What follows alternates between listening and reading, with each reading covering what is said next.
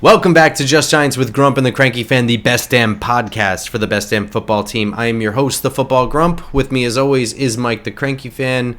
Neither one of us made it to the game this week. We are both sick. You can hear it. He's coughing through the intro. I'm talking through my nose. I don't really know what's going on. Welcome. The last time I wasn't sick, the Giants were a good football team. It's been that long now. It's ridiculous. Gotta get better. Well, welcome to 2024. This is what Just Giants sounds like in January 2nd. Giants and Rams. Interesting game. You know, you thought you were going to kind of sleep on a flight through this game. Were you wrong? No. I watched the game on the flight.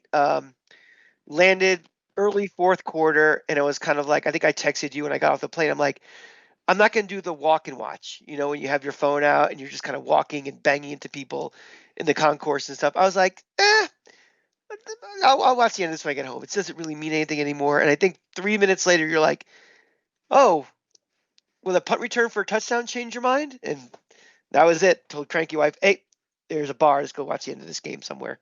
So I was more engaged than I probably should be in early January for a team that's going nowhere.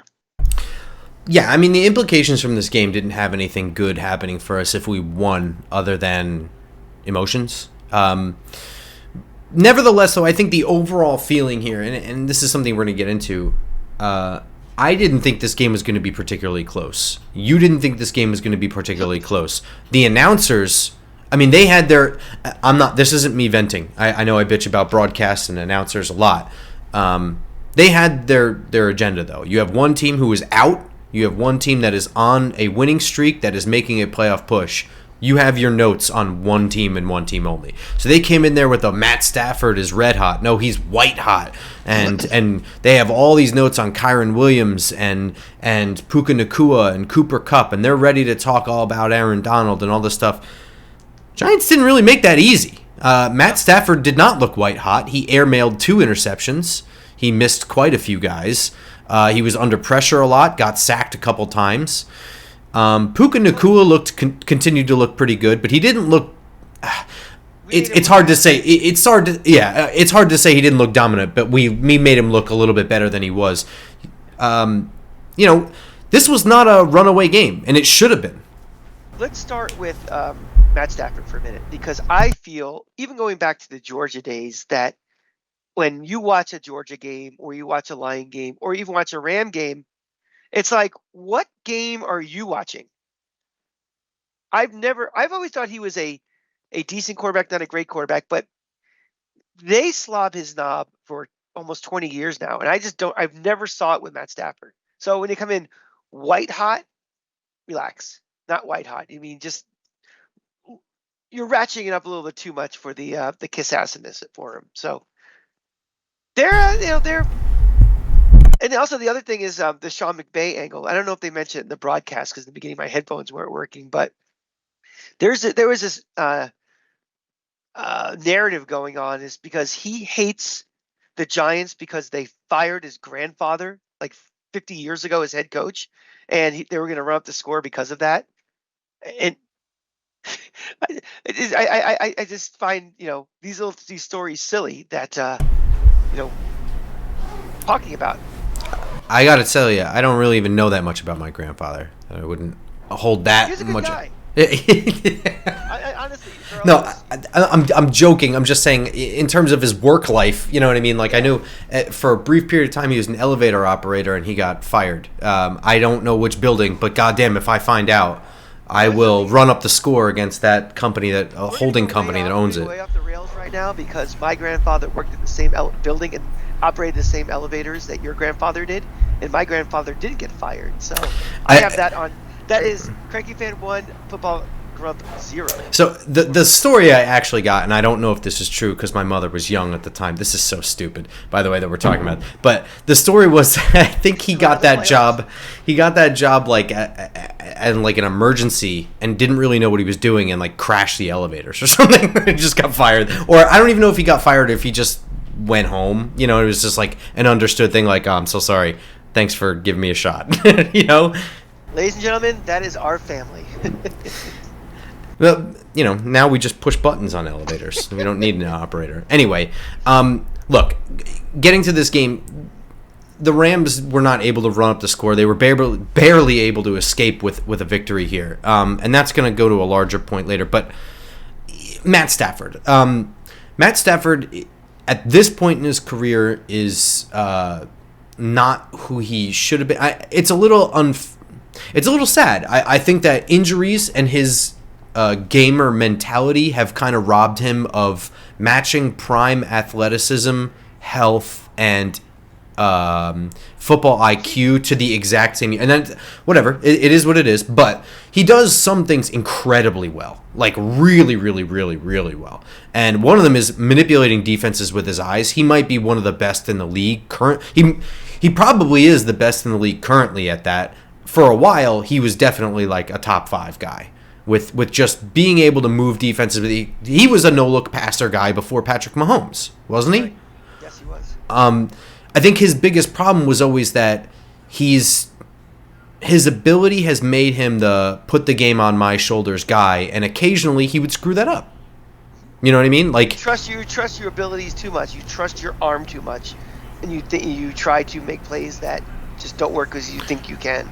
And honestly, it works for him about 50% of the time. So I would think that it's probably being told not to be coached out of him. You know what I mean? It's probably just part of who he is.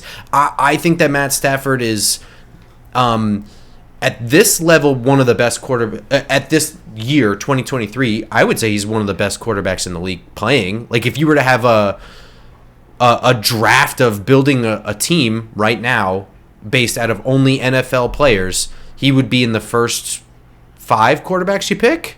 Active, absolutely. Yeah. I mean, so if we did the January 1st, 32 starting quarterbacks, absolutely.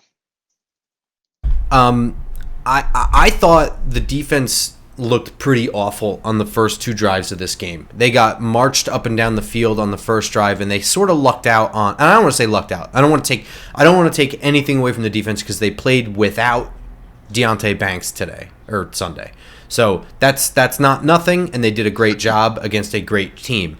They were able to have 2 really close plays that were called catches on the field overturned because they were on challenges. That's how they escaped the first drive. The second drive, they marched right down the field for a touchdown. After that, the defense really didn't have any egregious mistakes. The Kyron Williams run for a touchdown was, I wouldn't say egregious, but I think it's just something that's bound to happen eventually in a game.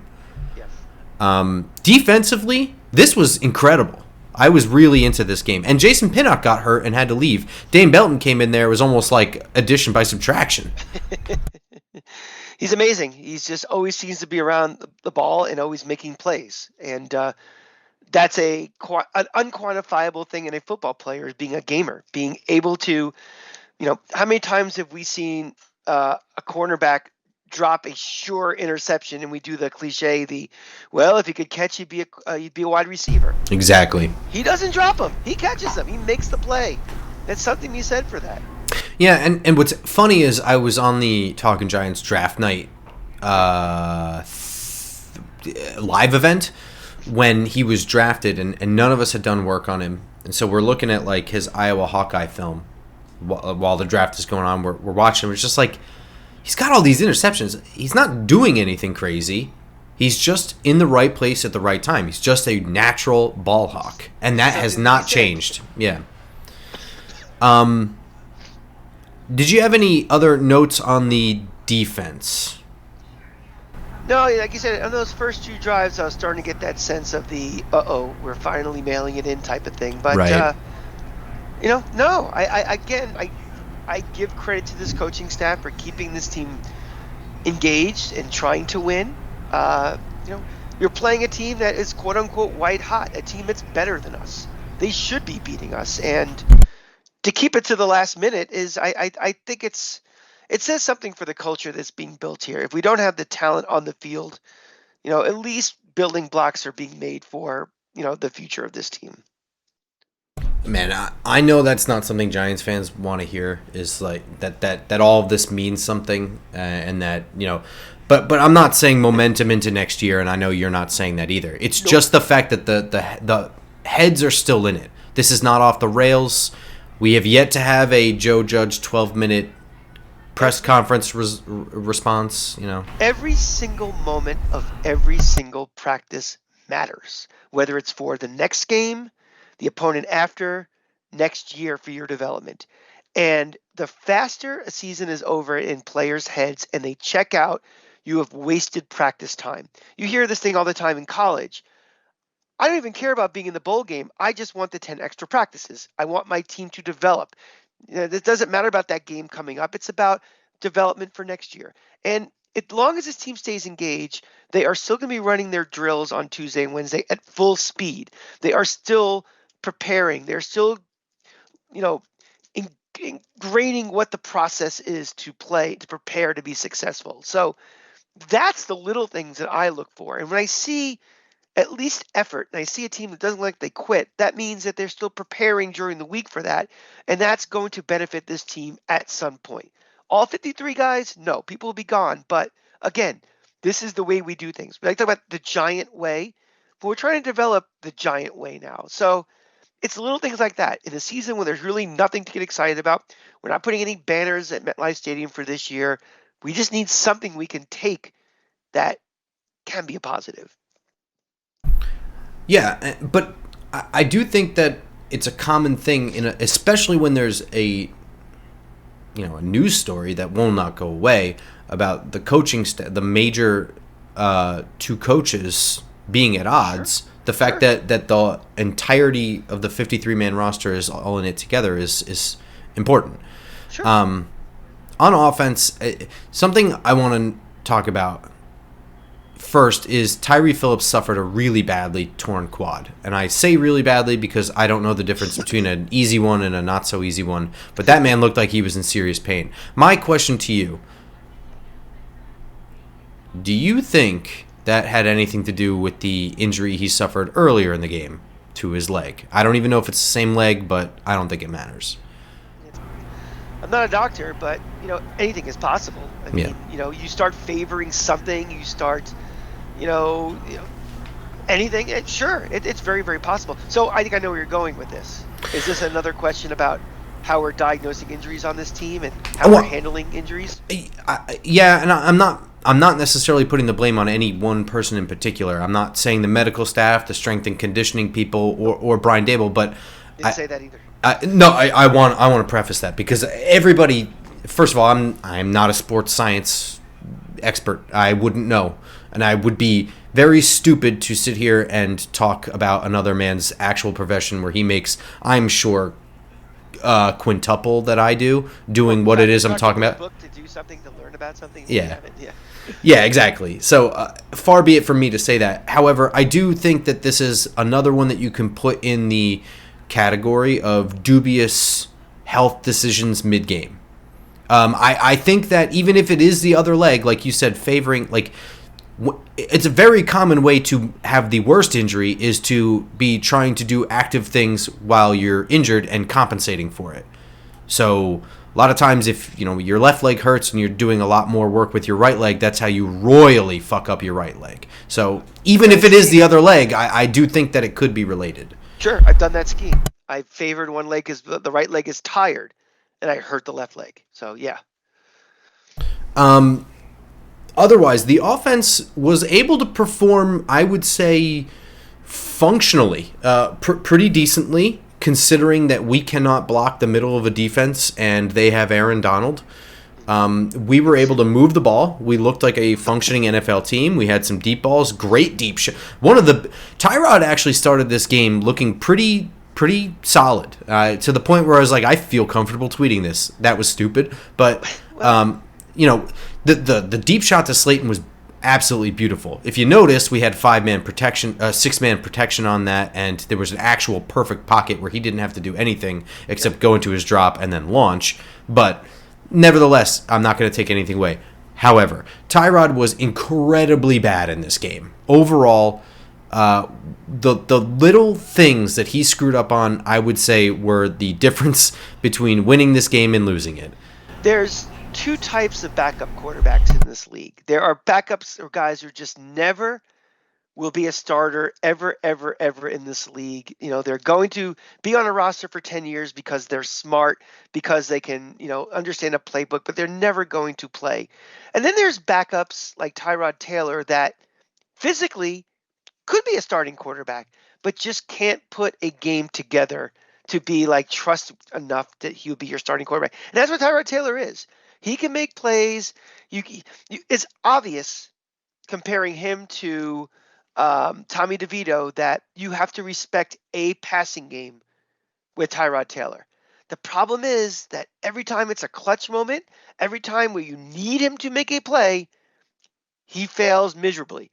Whether it's mentally, like making a poor decision, or physically just short arming a sure 2-point conversion, he just fails. And it's frustrating because you see the athletic skill. I mean, even he's at an advanced age now, but he's just not a starting quarterback, and he's just not a consistent enough backup quarterback where you feel completely comfortable. And that's what's frustrating about him. In this game, I counted 8 horrible throws. One to Eric Gray that was like at his ankles. He still managed to catch. One to Darren Waller where he was wide open moving across the field. It was thrown behind him. He had to turn all the way around and stop his forward progress to make the catch. He had Saquon Barkley on a wheel route to the end zone. He threw back shoulder instead. Obviously, you already mentioned the Saquon Barkley 2-point conversion. That is the number one, that's the poster child for Tyrod ruining this game for us. He had Isaiah Hodgins for a touchdown. He threw it behind him. He had Hodgins again later. He threw it behind him. He had Jalen Hyatt on 4th down. He threw it behind him. And I'm not saying that's 100% his fault, but it was behind him. It didn't help. He had Darren Waller later in the game. He missed him on. He fumbled a snap on 4th down. He had a stupid interception that that was on the plus side of the field that everyone forgets about because the Rams fumbled just 2 plays later. Tyrod was bad in this game. Overall, he made the plays that needed to be made to keep us in this, but he had not just one. I hate shitting on a backup quarterback who makes a mental error that ruins the game, where you're just like, okay, so you were telling me that you were in it with a backup quarterback? That sounds like he played pretty well and he did a backup quarterback thing. This is like 12 things that he screwed up in this game. Okay? I fully support exactly what you said. Tyrod Taylor is a guy who, for a couple of series, can get things right. He can't make it through a game without making a huge boneheaded play. And this is just who he is. I also want to mention that before the half, he went on a scramble and got crunched, and it looked like he wasn't going to get up. He started grabbing his lower back. And I was at that moment, I was like, how is this just like the easiest thing to predict? How could it possibly be this easy? We've been saying it since we got him, that the guy does not put the needs of the team over his own ambitions first. He's going to try to get the extra yard because he wants to show he can do it. But when you're a backup in this league, your job is to stay in the game. That one extra yard isn't as important as having to dip down to a Tommy DeVito or to whatever schmuck you have on the bench after him. And that's not even mentioning how awkward he looked in the pocket in this game. Yeah. You've said that since Jump Street, that you think that he may not he has the right timing, kind of, sort of. It's not that he's got. He just looks awkward. He looks panicked. He doesn't look fluid. He doesn't look natural. He always used to turn the wrong way. Yeah. That first run when he was playing was like, why is he turning to his left and throwing across his body for things? It just looked awkward. This game, it looked like he just misjudged his own talent a lot. Like he would think he was escaping something and get tripped up like behind the line of scrimmage for like 8-yard losses and shit, or just not really navigating the This I would say was an uncharacteristically worse pocket game from Tyrod than normal. Let me ask you 2 questions related to this. Do you think he's 100% healthy or significantly less than healthy? Because remember, we had this debate a couple weeks ago whether it was Tyrod or Tommy DeVito. It's like just because he's cleared to play doesn't mean he's 100% good to go.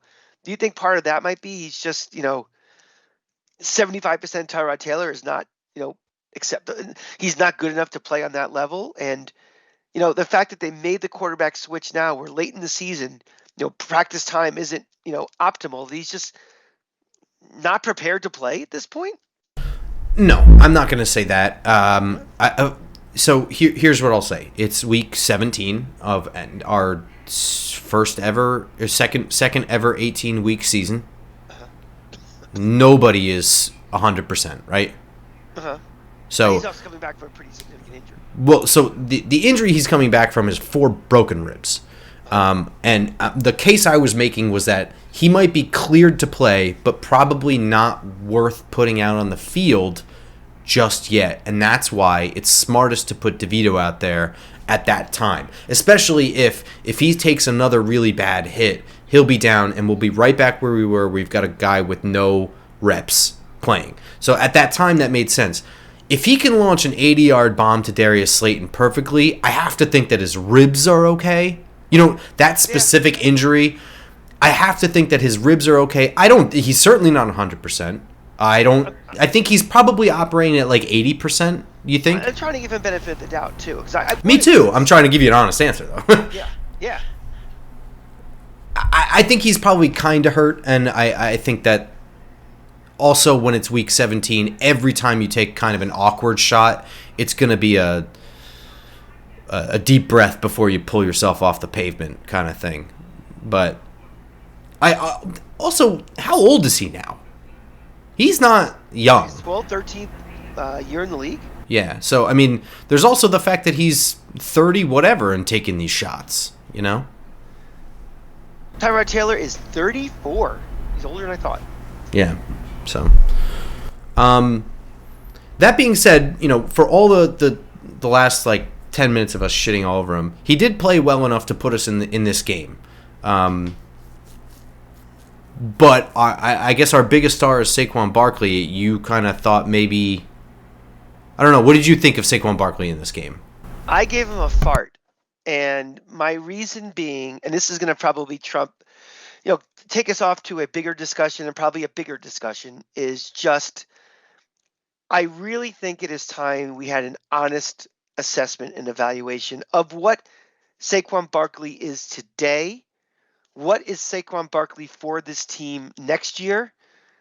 I don't want to get into the contract talk just yet because that's an easy hot take sports radio argument for tomorrow. Do we re-sign him or not? That's not the question right now. The question is, what is Saquon Barkley? Is Saquon Barkley still an elite running back in this league? Is Saquon Barkley the guy that, is a threat as much receiving the ball as he is catching the ball?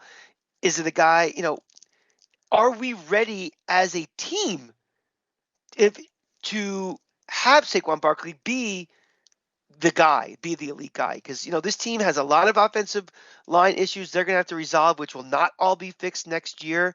And, if he's back on this team, are we ready to have someone with the talents that he still has if we decide he still has those talents still? So I want to get into a little Saquon Barkley discussion before, not talk about contract, not if we're going to bring him back, none of that. Just what is Saquon Barkley in January of 2024, and what is a reasonable expectation for him going a little forward? I think that Saquon is still a big time playmaker that can make even some of the best athletes miss. I think that's still who he is a little bit. I think that something he never was somebody who was going to be able to make up for a complete lack of blocking. He was a guy who can make a guy miss. He can make a guy miss in the open field, in the hole, etc. But he was never going to be a guy that was going to make 6 guys behind the line of scrimmage miss, nor was he a guy that was going to be able to put his head down and churn between the guards and hammer out one really hard-fought yard. And I think that some people, and not just fans, I mean some people in the front office at some times with the Giants thought that a running back is a running back and that he will be able to do some of those things and that he's going to be... They didn't treat him like what he was to begin with. I think that he was never that guy. That being said, he is not nearly as dynamic as he used to be. He's had significant injuries. He's gotten older. He's changed his body weight and type as the coaching staffs have asked him to do different things.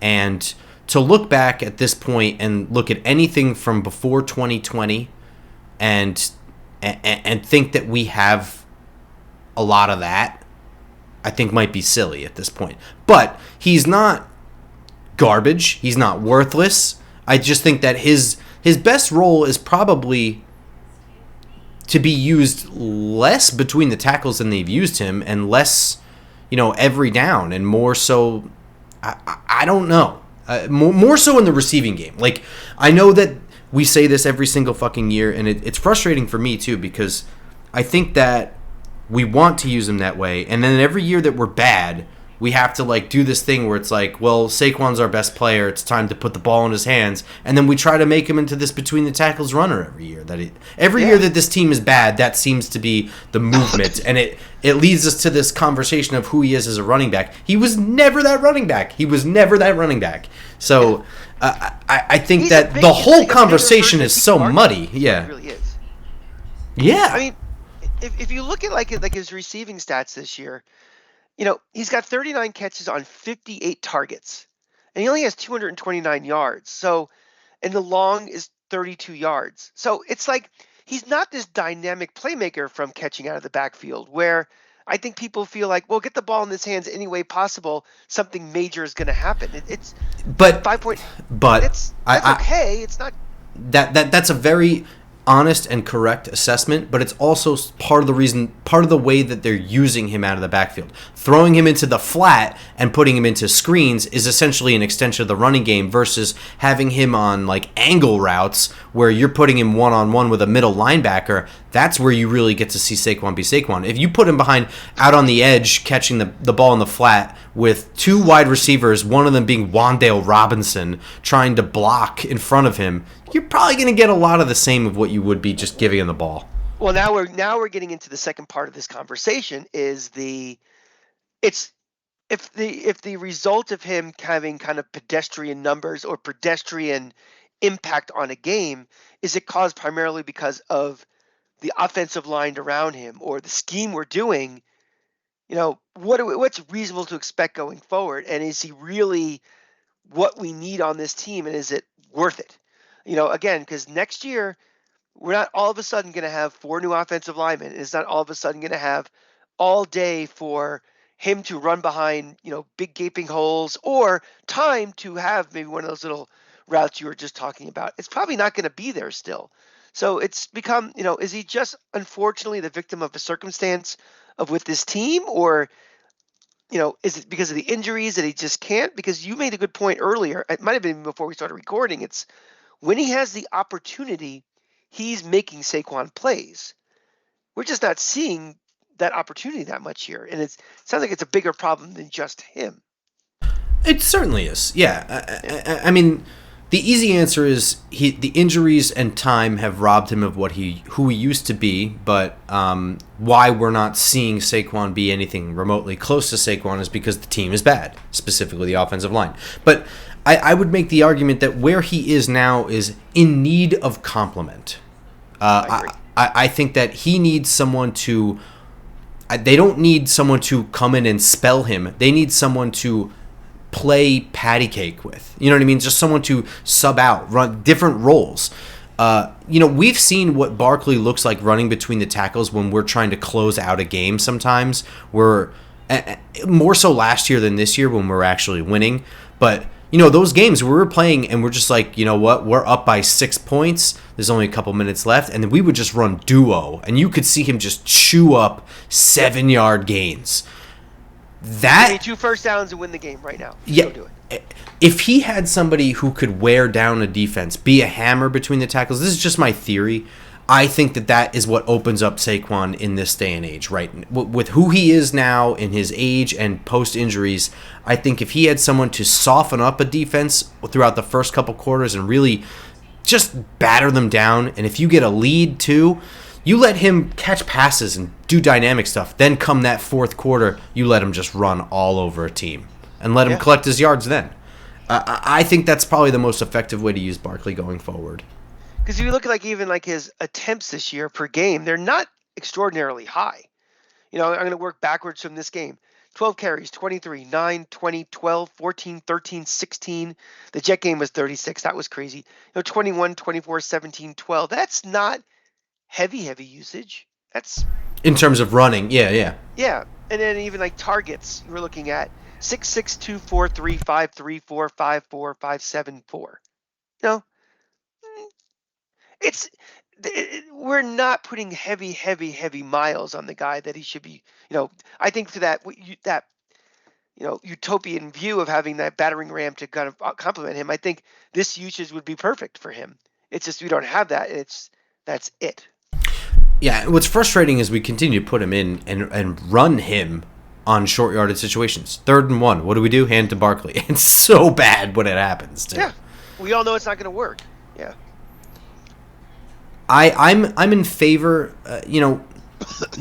this is going to be the conversation more of the offseason, so I don't want to spend too much time on this, but as of right now, with whatever the money might be, I would like to get him back and pair him with somebody. I think that's actually how you use him best.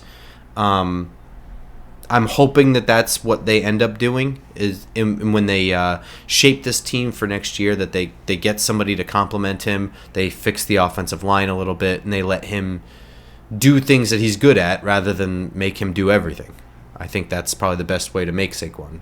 The way I look at it is last year could have been the year where they said we're opening up the bank for you.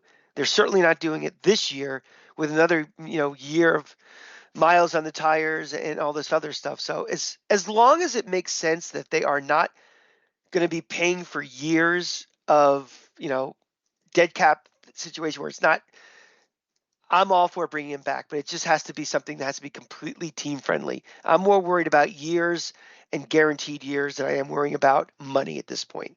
Yeah, I think I agree with you because on a certain level, I'm in favor of doing a multi-year deal because I think it lowers what his asking price is, right? Like a one-year deal, he's going to want as much as possible, A, for security, and B, because it's all the money he's going to get. If you can be like, look, it's going to be $12 million over 3 years, okay?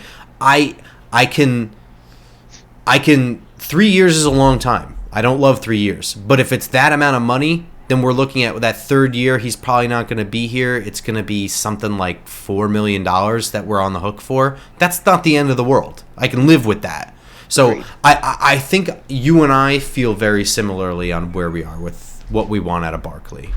I just also have just reasonable expectations going forward that in my head, I don't have a superstar running back anymore. I have a running back who can be very valuable on this team, but I don't feel like at every run this is going 80 yards or this is going to change the game. And I just, when you recalibrate your expectations, I think that makes you a more saner fan than being frustrated by, oh God, you're Saquon Barkley. Come on. I'm past that at this point now. So let's see where we can use him to maximize his value and his, helpfulness for the team. And that's kind of like where we're at. It's sort of funny. We're in the groove of this. We're talking about the end of the year or whatever, but this is the end of the year. So this is our second to last review episode. After next week's review episode, we're going to have our season wrap-up, which we're going to have a very special guest on for. I'm really excited for that, by the way. Yeah, exciting. And but then after that, it's just off-season talk. You know something? And this season has been very emotionally draining. There's had so many different.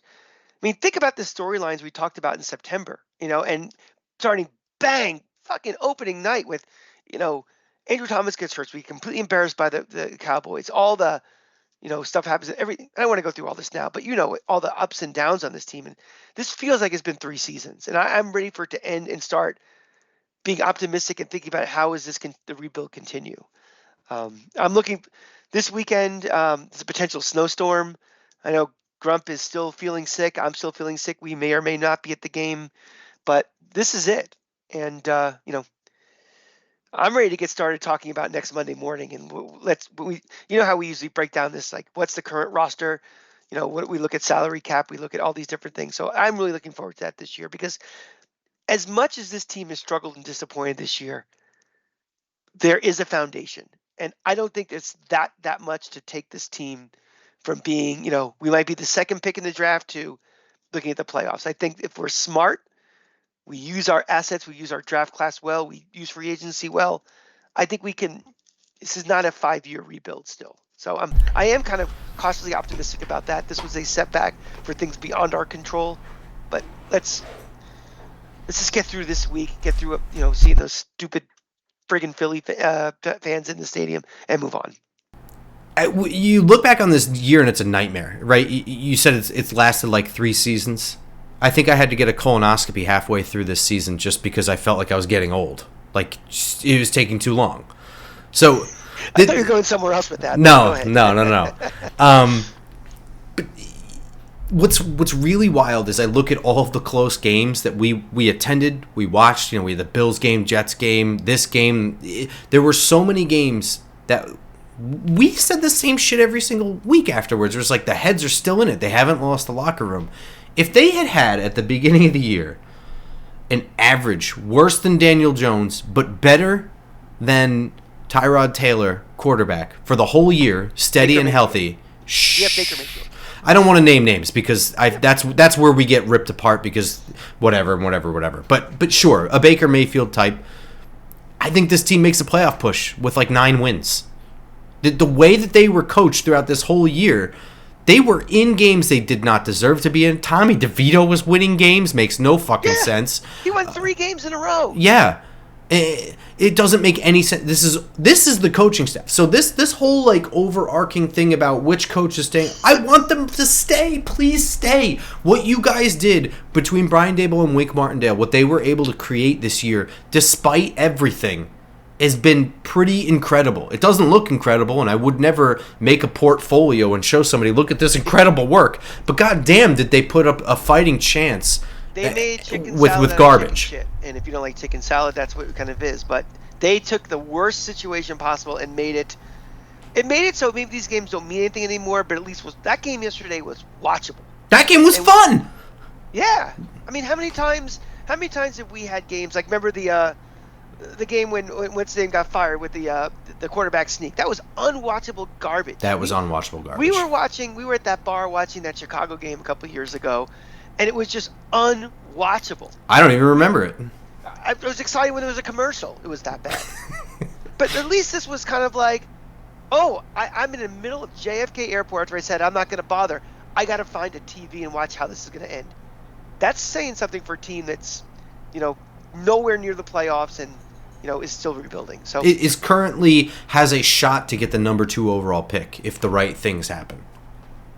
Which, by the way, for every asshole that needed to scream at children enjoying games, just understand that despite all of that, there is still a pathway for them to pick number 2 overall. So you guys are children, okay?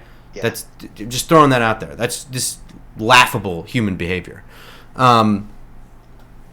So yeah, that's kind of where we're at with this season. I'm excited for the offseason. I'm excited for next week. I'm excited for our special guest, somebody important to us. So, you know what I'm really excited about? If you look on the YouTube, my man here, the football Grump, has made a pretty amazing video. It's about an hour long. It talks about a topic that I know is pretty near and dear to him. It's something I somewhat take him seriously. Some I was making fun of him, but when you watch this video, you're really going to think about something in a different way. It is spring football. He goes through and talks about, not only the history of going back to, alternative leagues to the NFL. He talks about the AFL, the USFL and everything, the history of the XFL, but more importantly, why it is very important for spring football and this league now be called the UFL to succeed and how that can make, our watching on Sundays better. So I want to take a couple seconds. I want to kind of talk to you about this video. Like, why did you do it? What was your main thinking? And, what we hope to get from it? Because I thought it was fantastic. I mean, it was, it's about an hour. It's not something you just watching your phone and move on. You're going to watch it, but you'll really get a lot out of it. So what was the thinking behind coming up with this video? Wow. So my thing with spring football for years has always just been I don't particularly like baseball. I really like football, and Fair. that's why doing the draft stuff was always easy for me because I didn't care that baseball was going on. I would rather watch old college film of these players, and I wanted to be the guy. This is going back years now. This is before I had a Twitter, or maybe when I first had a Twitter and didn't really use it or something. I wanted to be the guy who was like, I did find that guy. I did think that he could do it, and look at him doing it. I found that guy. And that sort of evolved where now there's a spring football league. I can watch live games and just, I didn't care. Just team, whatever. Sure, rooting for whatever team, but really I'm just watching more players. And as the USFL came in with a 3-year deal where they were set in, they were going to play 3 seasons. They had the money for it. It was done. I was invested at that point for fun because now I know that I can like sort of get invested a little bit. There's going to be some holdover from year to year, and I think that's where, that's when I started talking about spring football more because I was like, oh, this is cool. They have like money. This is a real league, and I think that's where most people started laughing at what I was doing, and that's fine. That's okay. That's fair. But with the XFL, the revival of the XFL, the USFL was going on at the same time. It seemed at the time that it always seemed obvious that these two leagues might merge because there's definitely not enough for 2 leagues to go on at the same time. Right? So the idea for the leagues to merge always made sense. And when the merger was, the intent to merge was announced, I was genuinely excited because I was like, this was more legitimacy for a spring league. This was going to be a real thing that had more money behind it now and more brilliant mind. Like you took the best minds from both leagues and you're going to make them work together. So that was when I heard this, I was talking with some friends and I was just like, I think this is really important. I think it's good that this league exists. I'm seeing year after year with the USFL players get contracts to the NFL. We're seeing Kevontae Turpin win Special Teams Player of the Week. This is a New Jersey General. The Cowboys don't give up. They moved on. They grabbed former MLS star who was a 1-year kicker in the USFL. He's now their actual kicker, and he makes like no money compared to other kickers in the league, and he's very, very good. So from a depth standpoint, I've always felt that the spring leagues exist for a purpose. There is not enough time for all of the people to see all of the players. And since 2011, I honestly think that the CBA change to bring practices to a screeching halt and limit 2-a-days, and now all of a sudden there's only 3 preseason games, and we don't even play football in preseason anymore. It's vanilla this and vanilla that, and don't get excited if this guy's good because they're not playing real football. This has led to bad tackling, endless injuries, no depth, a serious lack of offensive linemen just available. I mean, literally developed offensive linemen, I think there aren't enough. There's not enough for 32 teams. Justin Pugh is sitting on his couch, and it shows, but he's a name that they knew. They brought him in. And Tom Brady said that the league looks mediocre. He doesn't see the excellence of the past. At the time, I thought that was sort of a self-serving compliment to himself. Right? I think he's right. I think that the excellence is gone because we don't practice as hard. And I know that these guys work very hard, but you have to get hit and you have to make tackles to learn to tackle and not get hurt doing it and make a complete tackle. I think that the league has had crumbling infrastructure underneath the surface for years. And this year, 2023, the year that the merger happened, is the most obvious year. It was so obvious that we needed this, right? Yeah, I mean, here's my take on this whole thing. It's that the sooner the NFL realizes it needs a spring league and it needs a feeder development league, the better. The analogy I'm going to use is the G League in basketball. Their focus is not to get ratings on TV. It's not to sell tickets. It's to develop players to go to the NBA. The NBA does invest in it, but they don't put their games on ESPN. They don't put even their games really on NBA TV. It's there to be a product. If you want to go, it's a cheap. You can go. You go to Nassau Coliseum and see the Long Island Nets play, and it's a family of 4 can go for $20. But the real purpose of it is to develop the talent. And I think, some of the points you make are, if this league really sees itself as we are going to be that feeder system to the NFL, and I honestly think at some point the NFL is going to invest in this league if they see it has viability. One thing you didn't mention on the show, and I know you didn't cover it at all during spring leagues, was arena football. Now, arena football was, it's a different sport, but the NFL actually invested in it for a few years, and some players from arena did go into the NFL too. Now, if the NFL is going to invest money in a kind of, redheaded stepbrother of a league, maybe they'll get that sense that there is a real value of players that aren't quite ready to be in the NFL, or just get them there, get experience and play. Let them subsidize this league more. I think you really got something going, but I think this is a major step. I think you consolidate resources, money, players. All right, TV, fine. Get a foundation, get a beast where we're not worrying about every week, much less every year. Is this gone? I mean, is my team going to be here next week? Are they going to make payroll? Let's get to a point where everything is viable. But I really think I think when I tweeted out about the show, I said, if you want your Sundays in the fall to be better, we need Sundays in the spring to be good. And I think that's kind of really what this is. We need this to succeed to make the NFL better. And one of the things I tried to highlight is everybody thinks of the players and they immediately think of the bad football. And I'm not saying that every spring league game is good. I am saying that there are more good games than I think people give it credit for. Being someone who actually has watched just about all of them, I can tell you that most of them are not bad. But if you ignore this, your springs in the fall will look like springs. Sundays in the fall will look like Sundays in the spring if you ignore this. And B, it's not just the players. We sit here and talk about, I tried my best to make this a point in the video, the officials, man. The NFL has lost a huge amount of officials in the last couple of years. And I think that the Cowboys-Lions game was a travesty. For everybody. Nobody wins. Nobody wins from what happened in that Lions game. And from what I understand, this was a product of the officials made a legitimate mistake. They had been calling the same player eligible all game. They called the wrong number. And even though the alignment, the play, everything was legal, because they called the wrong number and there's no mechanism for them to correct themselves, it was done. It was a done deal. And so now everyone loses. You know something, Grump? Something like this, maybe not the exact same play, but something like this happens every single year. And it's so it costs teams playoff spots. It costs them playoff games. Gamblers' money. Yeah, of course, yeah. Don't underestimate that too. I mean, also coaches. I think you brought up in the video also that we need a place for coaches to learn their craft.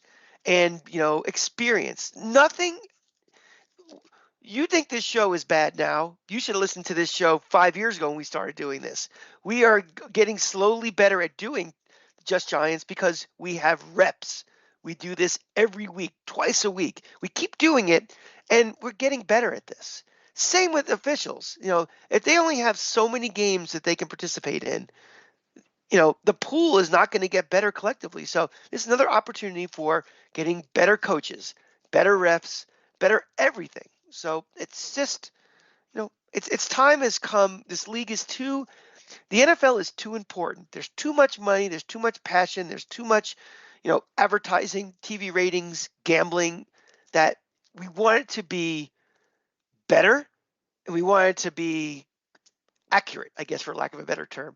And this is just an easy way to help with that process. I would even say it's a point of pride. American football is a cultural I don't want to say phenomenon, but it's a cultural benchmark. Sure. It only exists here. We invented it. It's ours. We own this game. And you look at the way Europeans revere soccer and the way they treat it. We don't treat football correctly. We don't treat it with any sort of reverence. We worship it for sure, but we don't nurture it. And that's really so for me. Making an hour-long video was daunting. I didn't intend for that. I thought this would be a quick hitter, 20-minute. Let me talk about some things I think are important. The more I worked on it, the more I realized giving context to everything was important, and the more I realized, and this might be internal. Once you put something on the internet, people are going to it's rock solid. It's in that format, and people are going to rip apart your word choices. So the more I worked on it, the more I fine-tuned the script, and next thing I knew, it was a 58-minute long video. Not what I intended, but I'm very happy with the way it turned out. Obviously, if I had a production crew, it would be even better. But it's a long video. It's a huge investment for anybody to watch. I would never tell anyone you're not to. Martin Scorsese. You're there to give a message, and the message is fantastic, and that's what I recommend everybody. It's just watch it and let us know what you think. If you think, I think he's spot on. This is a great debate topic. Is something that we can talk about whenever. So I think it's a great job. Yeah, I ask only that people give it a shot.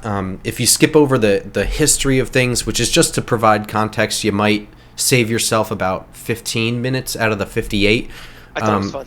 Yeah, I mean, I think it's important information for what I talk about later. So whatever, but yeah.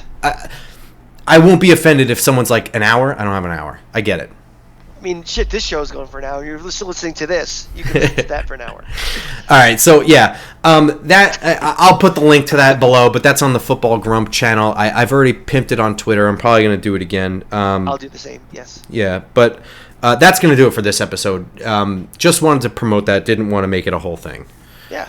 But we will be back after the previewing the Eagles game Friday morning for you guys, iTunes, SoundCloud, Spotify, and of course YouTube. So be sure to check there, and then we will have our post-game thing on Tuesday morning. We will have our year-end wrap-up with a special guest by probably Thursday morning. I'm going to double-check that with him, make sure he's good. And then we go to 1 a weeks, right? Then we go to 1 a weeks, and it's off-season time. We're going to probably talk playoffs and slight free agency drafts. Whatever. We're still going to watch, right? Oh, we got the college football final coming up, which will be exciting. There's a lot going on. Yeah. So be sure to stay right here with us throughout the entire offseason. We don't stop. Nope. So we'll see you all next week. Till then, go Giants. Go Giants.